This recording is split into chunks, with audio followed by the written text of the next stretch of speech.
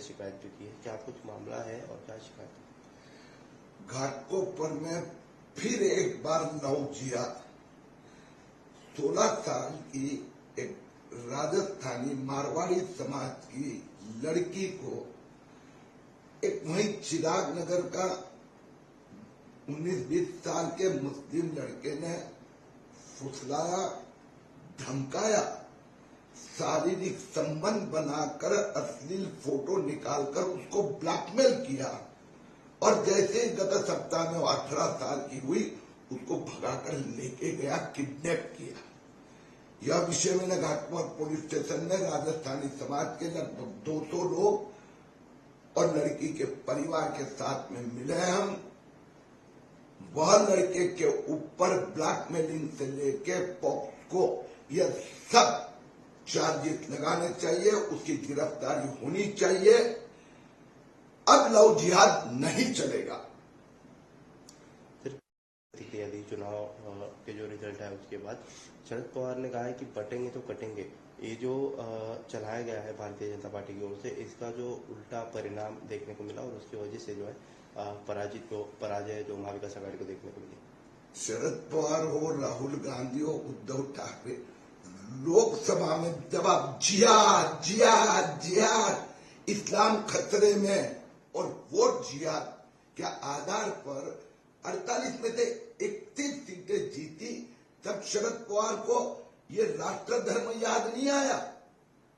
जब विधानसभा चुनाव में महाराष्ट्र का मतदाता जागरूक हुआ और लव जिहाद, लैंड जिहाद, वोट जिहाद का मुकाबला किया, अब उन्हें नानी याद आ गई। अब मैं ये जानना चाहूंगा शरद पवार से, मौलाना सज्जाद नोमानी जब वोट जिहाद करके घूम रहे थे विधानसभा चुनाव में, क्यों नहीं रोका? उन्हीं के फहाद में उन्हीं के उम्मीदवार जाके मौलाना सज्जाद नोमानी का उपयोग कर रहे थे, बहिष्कार की वीडियो कैसेट घुमा रहे थे। जब मुस्लिम उलेमा बोर्ड ने 17 मांगे रखी तो उस समय पे क्यों ये स्वीकार की? जब मराठी मुस्लिम सेवा संघ हो, मुस्लिम पर्सनल लॉ बोर्ड हो, वो सब वोट जिहाद विधानसभा में कर रहे थे, तब क्यों चुप बैठे थे ये लोग?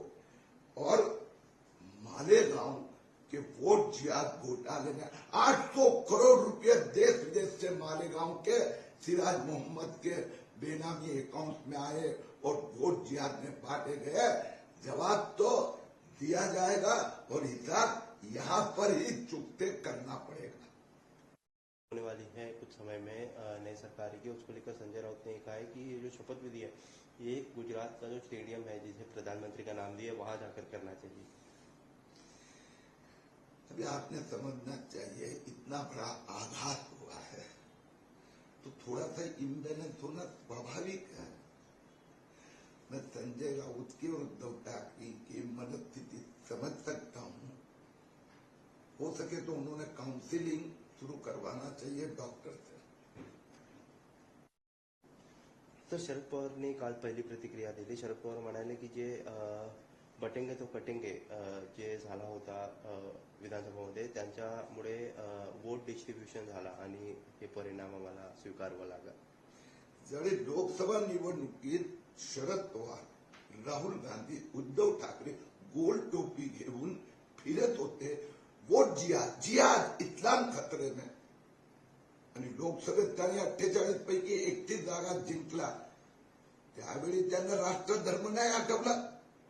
विधानसभेत हेच शरद पवार, राहुल गांधी आणि उद्धव ठाकरे, मौलाना सज्जाद नोमानी ज्यावेळी जिहादची बात करत होते, मुस्लिम पर्सनल लॉ बोर्ड, मराठी मुस्लिम सेवा संघ हे ज्यावेळी इस्लाम खतरे में बोलत होते, ज्यावेळी मालेगावचा वोट जिहाद घोटाळ्यात 800 कोटी रुपये बाहेरून आले, जिहादसाठी वापरण्यात आले, तर त्याचा हिशोब जर महाराष्ट्राच्या मतदाराने हिते चुकता केला, हिसाब तो शरद पवार जी यहीं पर देना पड़ता है। संजय राऊत आता होणार आहे ते मुंबईत नसून गुजरातमध्ये घ्यावं, कारण तिकडे गुजरातमध्ये नरेंद्र मोदी हे जे स्टेडियम आहे तिकडे ही शपथविधी घ्यावी असं संजय राऊत म्हणतात. संजय राऊत आणि उद्धव ठाकरेची मानसिक स्थिती अवस्था मी समजू शकतो. त्यांचा पक्ष मेल्यात दमा आहे आणि अशा वेळी अवकाळीन अवसान आपल्या नजीक तर कुणाचं झालं तर मानसिक संतुलन बिघडते.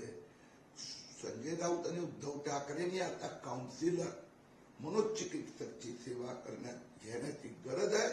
गरज असेल तर मी पाठवतो काउन्सिलर त्यांच्याकडे. न्यूज नेशन अब व्हाट्सएप पर खबरों के ताजा अपडेट के लिए न्यूज नेशन के इस क्यूआर कोड को स्कैन करें